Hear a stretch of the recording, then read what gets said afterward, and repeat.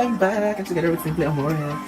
And today, magluluto siya ng dinner namin. And medyo nagsawa na sa karne. So, maggulay muna tayo. Anong lutuin natin, madam? Four season, vegetable. Wow, bakit siya tinawag na 4 seasons? Kasi marami siya, klase-klase.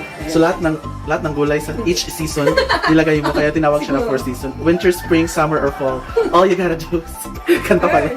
So, magluluto na siya. And, ayan, ano muna gagawin natin? So, hindi tayo maglalagay ng karne kasi sawang-sawa na kami sa karne. So, gulay na talaga siya lahat. Oo. Isahin lang, tsaka basta half cook lang talaga. Pero ano bang mga ingredients natin muna? So, our ingredients is, of course, the vegetable, 4 season. Ay! May carrots, cauliflower, Cabbage. Chinese cabbage, and Sayote. sayote, and broccoli. Baguio beans. Baguio beans. Tsaka lagyan din natin siya ng sweet balls and mushroom, tsaka young corn. Wow. Bongga. Tsaka white onion. Yes, white onion. Tsaka garlic. Wow, parang bonggang dinner natin ngayon. Of course. Oo, kasi mas ano na yung gulay ngayon. Kasi after ng birthday, paksiw naman baboy, di ba? Lechon paksiw. So, Umaga, tanghali, karne, oh my God. mga sobra-sobra sa birthday. So, gulay na tayo ngayon, guys. So, kalagyan natin siya ng itlog. So, nag-boil kami ng egg. Wow, lagyan pa ng boiled egg. So, syempre, lagyan ng mantika. Panggisa. Wow, ang linis ng ano ngayon, ha? Ng kawali, ha?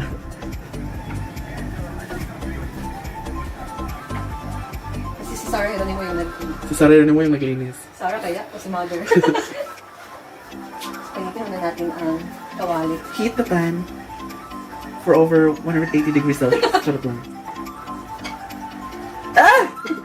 Sa garlic.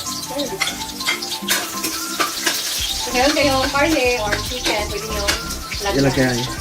Fish. Pwede ba ang fish? No. Chicken lang. Beef. Pwede naman beef. Beef, yes. Pwede yung beef. So, white onion yung ginamit niya.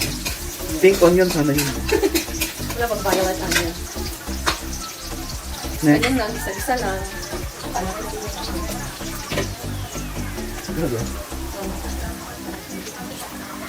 Lagay natin yung gulay. Bango. Of course, season.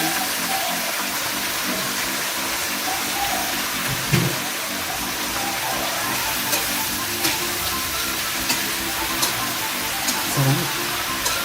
Kaya mapaparami ako medyo ng kanin. Ngayon tayong gulay kasi ipapaksin ako bukas. Well, dapat baga kang matulog. Kaya nga. Inom na ako ng milk. Yan. Ano ang Hello. ito? So, ayan. So, ilang minutes yan? 30 seconds. Ha? 30 seconds lang? Kasi hindi pwedeng ma-overcook yung gulay.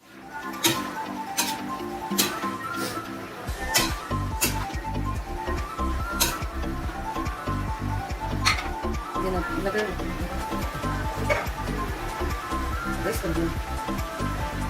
Lagay natin ang sweet balls. Tsaka Actually, yung gagamitin sanang egg is quail eggs, di ba?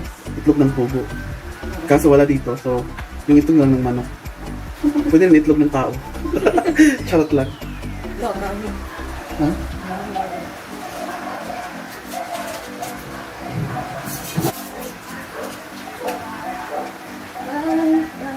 Of course, the Nor cube. Small cube.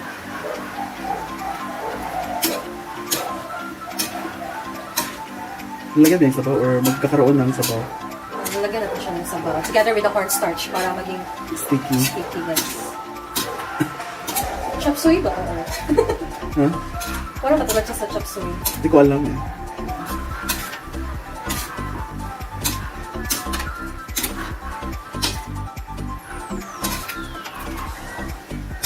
Ang alam ko lang masarap eh.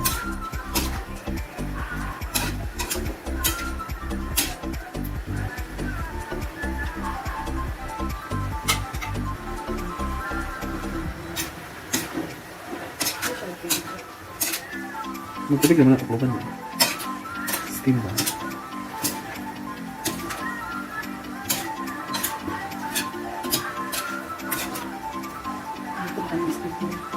Ano ito naman?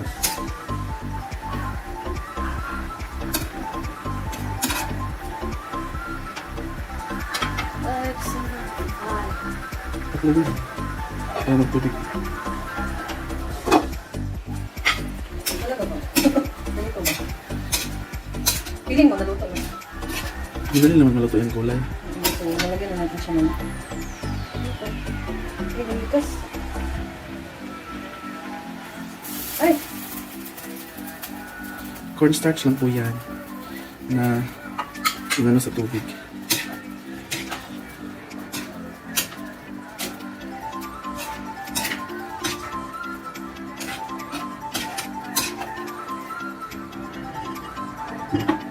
Ito na ba?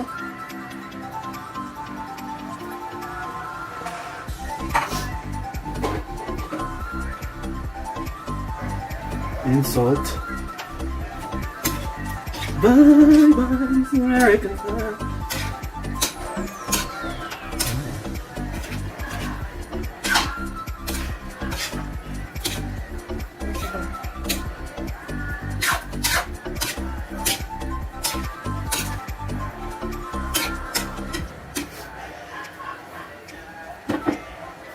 Patlagin mo.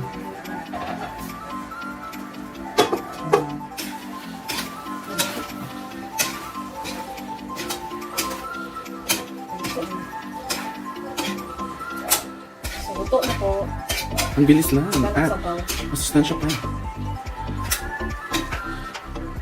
Gusto mo bang tumikim? Yes, tikman ko.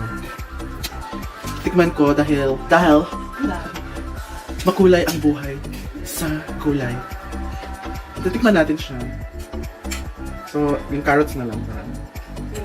Walang init-init sa akin. Diretso lang sa bibig. Masing kulang. Parat ang sabaw. Parang nalata. Nalata? Medyo matigas pa yung carrots. Okay na. Pero, masarap yung half cook para healthy. Ang uban. Wala ko narinig na crispiness. Crispiness na. Sarap. Ano to? Gusto ko to medyo half cook. I mean, hindi mo siya half cook, pero Oo. parang ano pa yung gulay.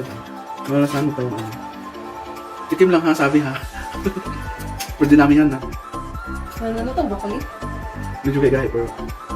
Pero man. Hindi siya. Sure ba? Overall. Ito na ang pinto. Hashtag sirok na pasok. Okay. Masarap na. I'm so excited to eat now. With rice. With a lot of rice. Wait lang. Thank you so much for cooking. Welcome as always. And of course, pag mayroong lutuan, may kainan! Kain na tayo. For dinner. Tara, let's go guys. So, ayan ang ating gulay. Ayan. So, antayin na natin yung itlog kasi ilalagay siya, itatopping siya ang itlog. Para may char-char naman yung pagkain. So, after nito, kainan na. So, ayan. Super sarap. Tadaan! Wow. Ano ko, gwapa ka ayun. Hala ka! Pusi ba ko? Ito daw, si mama. Miss Sarah. Karni, ginawa ko. Nagkarindag hapon ni Karni ang tarong. Bangaw na din. Kumo, kumama mo. Pasudan si Justin Road. So, na-research ko siya, bakit tinawag na 4-season. Ang kalagay dito, you hear people talk about a 4-season garden. This just means growing a garden that you can harvest from in all 4 seasons, spring, summer, fall, and winter. Crops fall into 2 categories, cold season crops and warm season crops. Cold season crops are those that prefer when temperatures are cool. So baka nga tinawag siyang 4-season dahil yung gulay sa lahat ng season ay kompleto. Feeling ko. Kung ito naman. Yun na.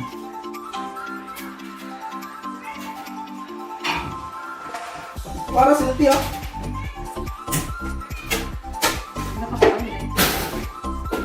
Yaya, pagtimpla mo kong kape. Kapit naman din. Wala, uy. Naniwala naman siya. Nindot, ang yaya.